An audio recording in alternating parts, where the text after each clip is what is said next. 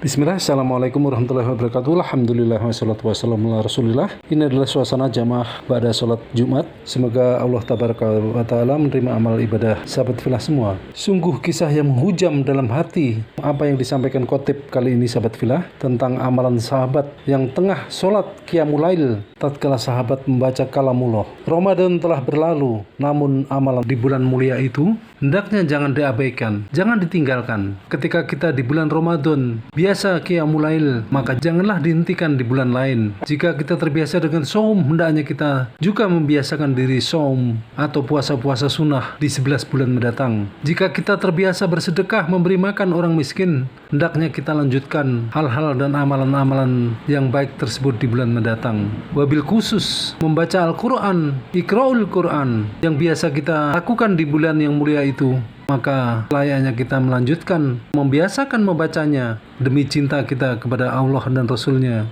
demi cinta kita kepada kalamullah, kepada Al-Quranul Karim, sebagaimana yang dikisahkan pada peperangan Dzatur Riqa pada tahun keempat Hijriah. Setiap peperangan yang diikuti Rasulullah SAW dan para sahabat memiliki nama khusus, seperti perang Uhud karena terjadi di Gunung Uhud. Begitu pula dengan perang Dzatur Riqa. Diriwayatkan dari Abu Musa al-Asy'ari radhiyallahu anhu, kami pergi bersama Nabi SAW dalam suatu peperangan. Saat itu kami berenam menunggangi satu ekor unta secara bergantian. Banyak luka pada telapak kaki kami, juga pada kedua telapak kakiku. Bahkan kuku-kuku kakiku patah. Kami membalut kaki-kaki kami yang terluka dengan sobekan kain. Dengan alasan inilah peperangan itu disebut Dzatur Riqa, yang memiliki banyak sobekan kain, sebab kami balutkan sobekan kain pada kaki-kaki kami. Hadis riwayat Al-Bukhari atau Muhammad Ismail Abu Abdillah Al-Bukhari, juz 5 halaman 1513. Setibanya di Najd,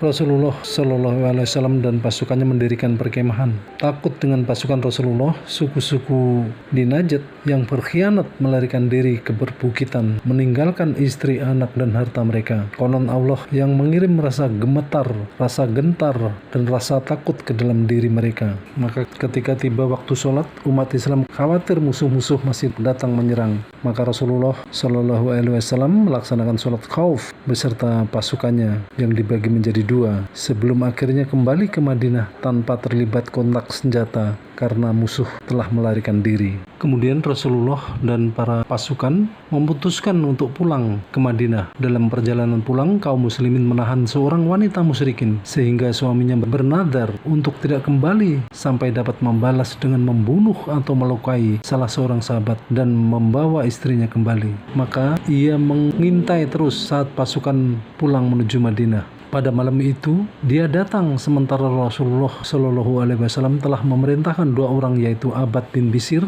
dan Ammar bin Yasir untuk berjaga. Karena jarak Najd ke Madinah cukup jauh, berkisar 100 km. Maka perjalanan Rasulullah disertai pasukan bermalam di tengah perjalanan. Giliran Abbad bin Bishr menjaga malam itu dan Ammar tidur.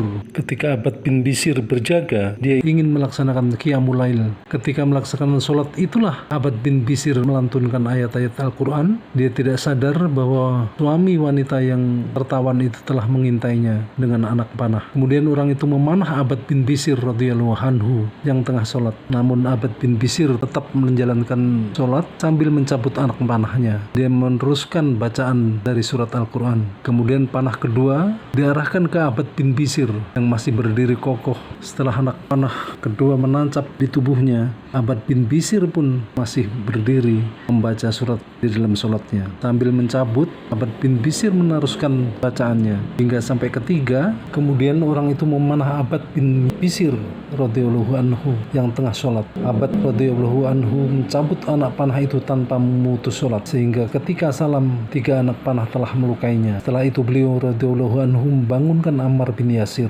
Ammar kaget dan mengatakan, "Subhanallah, kenapa engkau tidak membangunkanku?" Abbad bin Bishr menjawab, "Saya sedang melaksanakan sholat dan membaca surat Al-Quran yang tidak ingin saya potong sebelum selesai. Ketika ia terus membidikkan panahnya kepadaku, saya rukuk kemudian membangunkanmu. Demi Allah, seandainya saya tidak khawatir menyia-nyiakan tugas yang diperintahkan Rasulullah Shallallahu Alaihi Wasallam, niscaya nyawaku hilang sebelum saya menyelesaikan sholat. Masya Allah, ini adalah suatu peristiwa yang sangat heroik kali yang dilakukan sahabat Rasulullah Shallallahu Alaihi Wasallam, yakni Abbad bin Bishr, yang begitu mencintai Al-Quran, yang mencintai kalamullah, bahkan hingga panah menembus dadanya dia tidak hiraukan. Itulah sepenggal kisah heroik dari sahabat Abbad bin Bishr radhiyallahu anhu yang begitu mencintai Al-Quran, yang begitu mencintai kalamullah. Semoga kita bisa meneladani apa yang dilakukan para sahabat, sehingga Allah memberikan kemudahan dan keberkahan kepada kita semua.